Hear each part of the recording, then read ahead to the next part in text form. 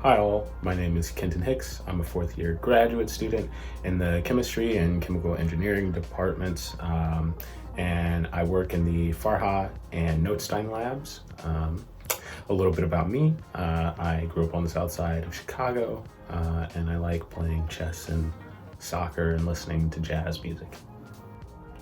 My research focuses on a concept related to chemical reactions called catalysis, which is the speeding up of or catalyzing of chemical reactions.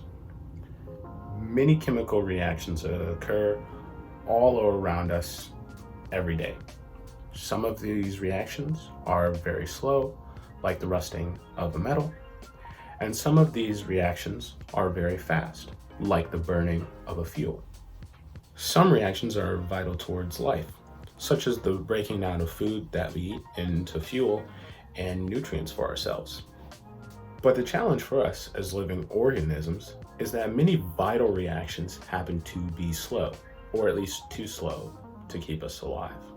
So, our bodies circumvent this issue by making proteins called enzymes, which catalyze chemical reactions. They do this by helping to break stable chemical bonds and make new ones in return. Enzymes are catalysts because they participate in the chemical reaction and speed it up, but are not consumed as a part of the chemical reaction. This means that they can catalyze the same reaction multiple times and do a lot of valuable work inside our bodies. This concept of catalysis is also often applied outside of our bodies by many chemists and chemical engineers. We use catalysis to do things like convert atmospheric nitrogen into ammonia, which is a nutrient for our crops and helps us feed all of the many different people on Earth. We use it to help us make complex molecules, such as pharmaceutical drugs. And we also use catalysis to convert toxic gases that come from our car engines into less harmful products. Similarly, my research focuses on using solid materials called metal organic frameworks to catalyze reactions in the gas phase. Now, taking a step back and thinking about the chemical reactions that happen around us, in addition to thinking about the rates at which these reactions occur, we also can think about the spontaneity of these chemical transformations. A chemical transformation is spontaneous if it occurs on its own at a given temperature and pressure without the input of additional energy as work or heat. An example of this would be the melting of ice when you take it out of the freezer at room temperature and atmospheric pressure. Meanwhile, a non-spontaneous process requires that you add energy to make it occur. Your food doesn't cook at room temperature, you have to add heat to it to make it occur. When thinking about the spontaneity of a chemical transformation at a constant temperature and pressure, like in the previous examples, this can mathematically be expressed in terms of Gibbs free energy.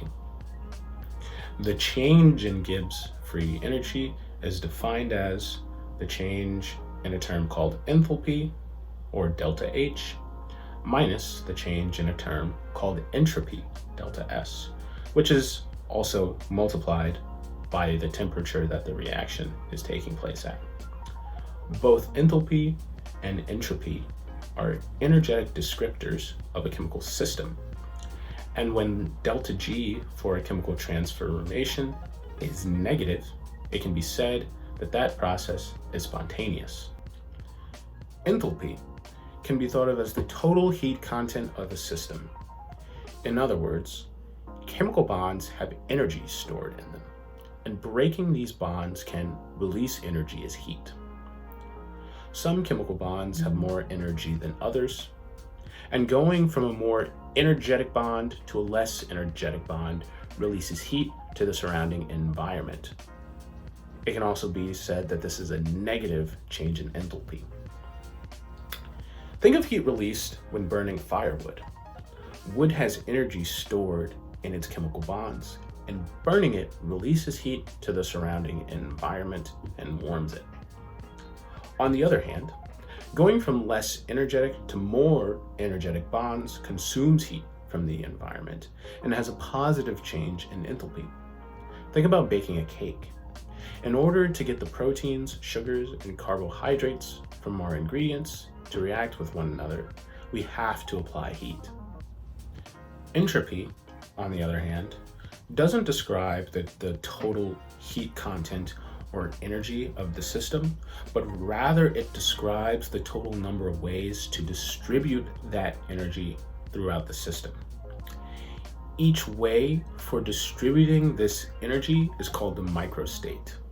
The greater number of energetically equivalent microstates for a system, the greater the entropy. For example, let's think of an ice cube versus liquid water. They're made of the same thing, but the ice cube has a fixed volume and shape. The individual water molecules in the ice cube stay in ordered and fixed positions and orientations within the solid crystal. We can say that there are very few microstates for an ice cube. However, when the ice melts, the water molecules can freely move around and interact with one another, taking many different positions and orientations, all with the same internal energy of the system.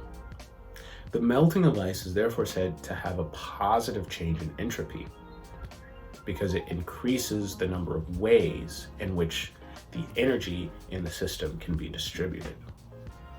However, the freezing of water is said to have a negative entropy change. Therefore, you're losing numbers of ways to distribute that energy. Referring back to our Gibbs free energy equation, which tells us about the spontaneity of a chemical process at some temperature and pressure, we can now see how both enthalpy and entropy affect the spontaneity of that process. In my research, I use these thermodynamic concepts to understand catalysis using metal organic frameworks, or MOFs for short. MOFs are solids composed of metal clusters called nodes, which are bridged by organic linkers. Imagine marshmallows connected by toothpicks into some 3D cage. MOFs are just like that, but on a molecular scale. Specifically, I've been studying how zirconium oxide nodes can absorb and cleave hydrogen gas, creating reactive protons and hydrides that can transform carbon-carbon double bonds and carbon-oxygen double bonds. I use thermodynamics to make predictions about my experiments. For example, with a 6 zirconium cluster, calculations predict that there are several hydrogen cleavage pathways, with all of them having large positive changes in free energy of 60 kilojoules per mole or more. The change in free energy is very positive for two reasons. One, in terms of enthalpy, hydrogen-hydrogen bonds are much more energetically stable than surface protons and hydrides generated from cleavage. This results in a positive change in enthalpy. In terms of entropy, gaseous hydrogen can freely move around, rotate, and vibrate. Thus, gaseous hydrogen has many more microstates than hydrogen that is bound to a solid stationary surface. This results in a negative change in entropy. Because these cleavage pathways are not spontaneous at room temperature, I have to run my reactions at 150 degrees Celsius or higher. This is at least 125 degrees Celsius above room temperature. These calculations also suggest that more and more hydrogen will be cleaved as my reaction temperature increases, and also as I increase the pressure of hydrogen in my system. Both these predictions are consistent with my experimental observations and help me to understand reactivity and fine-tune my reactivity. Understanding and fine-tuning catalyst behavior can help scientists and engineers reduce carbon dioxide emissions, and also to convert carbon dioxide into useful products through processes like hydrogenation. I hope that my research can contribute to these goals someday. I like doing scientific research because I like to solve puzzles, and I like to ask questions that we don't have the answers to yet. And it also is somewhat empowering in that you are directly contributing to certain scientific issues that are prevalent in our society today. I got started in research by doing summer research internships. There are NSF funded ones where you can go to other schools, but there are also lots of research opportunities here at Northwestern. So if you're interested in science and want to know what research is like, I really encourage you to look into it. I think anyone can do it, and anyone can learn, and it's a great time. Hey everyone, thank you so much for watching our Research Connection video. If you are interested in learning more about how to get involved with research, please check out the webpage for Northwestern's Office of Undergraduate Research.